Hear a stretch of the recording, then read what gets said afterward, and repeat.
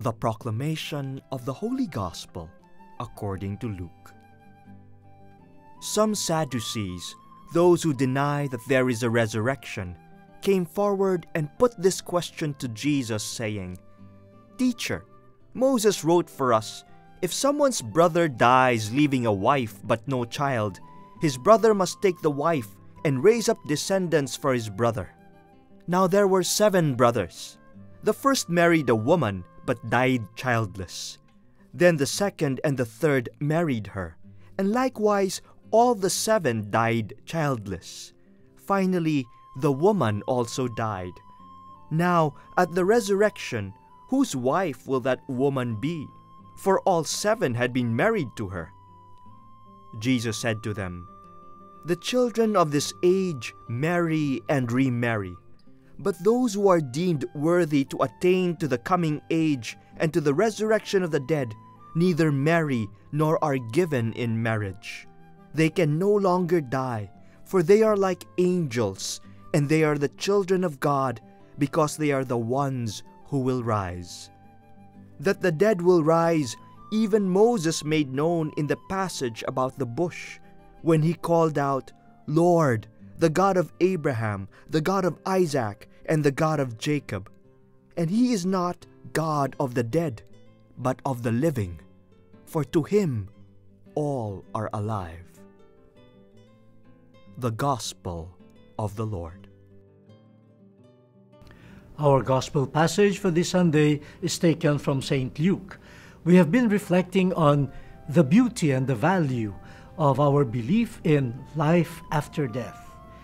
We see how in the first reading, the 7 brothers who were persecuted because of their defiance of the king's order for them to eat food that is forbidden by the law of God, how their faith in the life after death sustained them in courage, in hope. They knew that God, who is the source of life, will restore life as an act of justice. But in the second reading, we find St. Paul reminding the Thessalonians, who were quite upset that the second coming of the Lord did not happen so soon as they had expected. They had to live their lives here on earth fully, expecting the coming of the Lord, and belief in the life after death are not an excuse to waste time and life and energy here on earth. We should live fully here on earth as we await the resurrection that will happen after death. In the Gospel, we find a group of people in a way testing Jesus, the so-called Sadducees. During the time of Christ, not all the Israelites believed in life after death as we believe in it, the resurrection of the dead. And one such group that did not believe in the resurrection of the dead was the Sadducees. And they confronted Jesus, and in this regard, Jesus held the position of the Pharisees. The Pharisees believed in the resurrection of the dead. What did the Sadducees believe in? Well, just like the many other Israelites during that time, they believed that when somebody dies, this person goes to the place of the dead called Sheol. Sheol. And in Sheol, the dead people, continued to exist in the form of non-existence. Quite confusing, huh? They don't exist, but they exist as someone who does not exist. That's why they were called the shades. But the deeper truth is this: in the place of the dead, they lived a life which was not life at all. Why? Because in the place of the dead, there was no more communication with God. For God is a God of life. And so God could not be present in the place of the dead. So the place of the dead could not be penetrated by God, according to them. So there, in Sheol, the dead lived as dead, without any communion with God and with other people. And so the death is, in a way, a condemnation. You will be forever, ever isolated from God and from other persons. No possibility of life after death in the form of restoration of life, resurrection. But Jesus counters them. They fabricated a story of a woman who was widowed.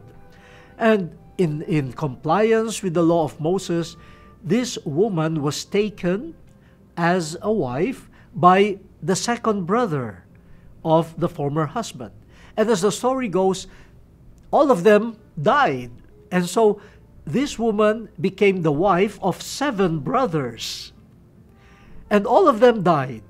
Now, the question of the Sadducees was in the resurrection of the dead, if there were a resurrection of the dead, whose wife will she be? Remember, she became the wife of 7 brothers.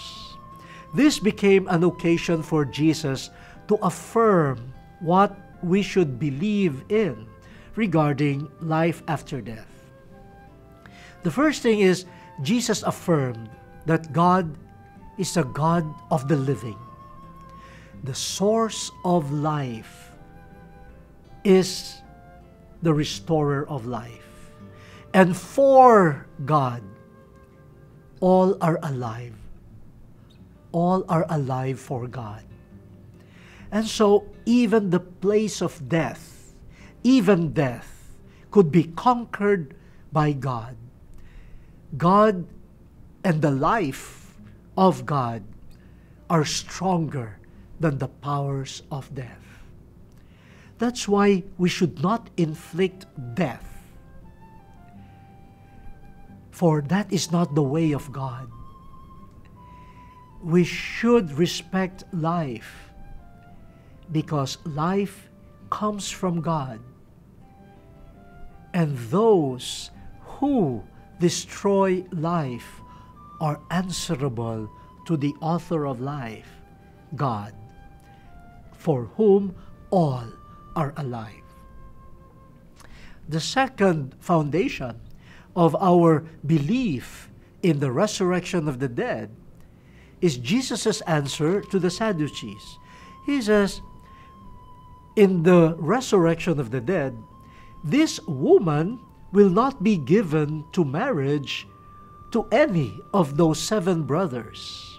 Here on earth, you propagate life by marriage. But in the resurrection of the dead, that is a different type of life. So, my dear brothers and sisters, when we say the afterlife, when we talk about the resurrection from the dead, we should not think of it as a return to the normal life here on earth. Back to eating, back to drinking, back to corruption, back to evil, and back to death. No. When we say restoration to life, resurrection from the dead, it is not a return to the life here on earth that we are used to. It is rather an entry into the life of God. They will live in God. And because they will be living in God, there is no more possibility of dying. No more death. So it is a totally different type of living. It is a totally different type of existence, because it is existence in God. And in some sense, if we relate this to the experience of the martyrs in the first reading, the resurrection of the dead is an act of God's justice, telling those who destroy life here on earth telling those who persecute others that they are powerless before God.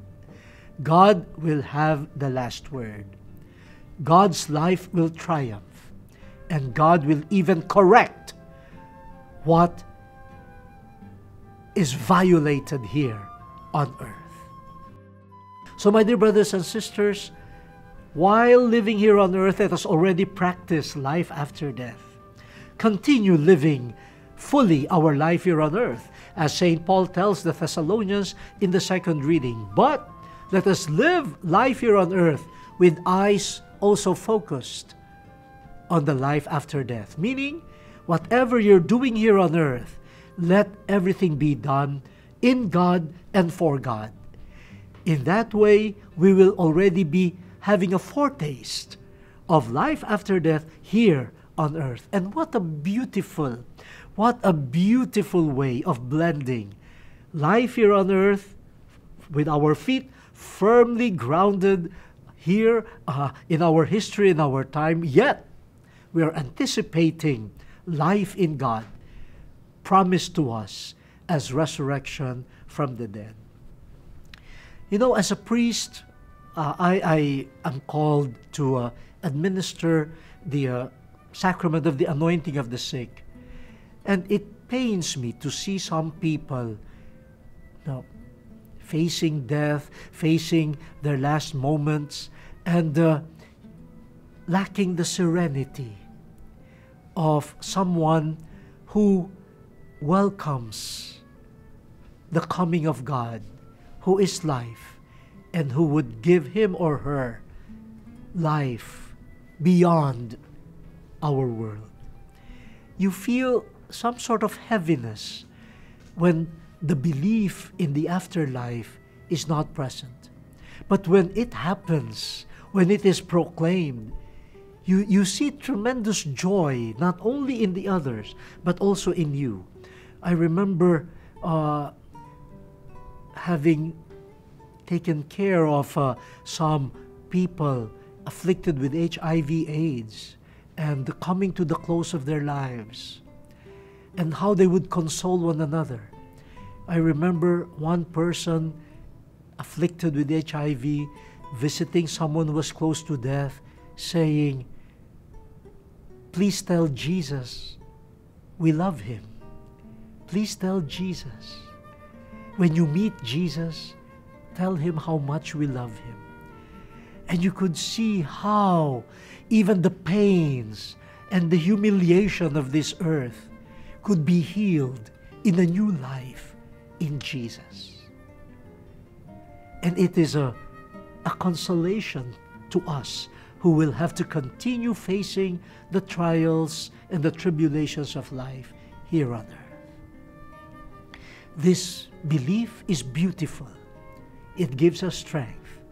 It gives us hope. It gives us reason to live fully here on earth. The word has been exposed. Let us now fulfill it.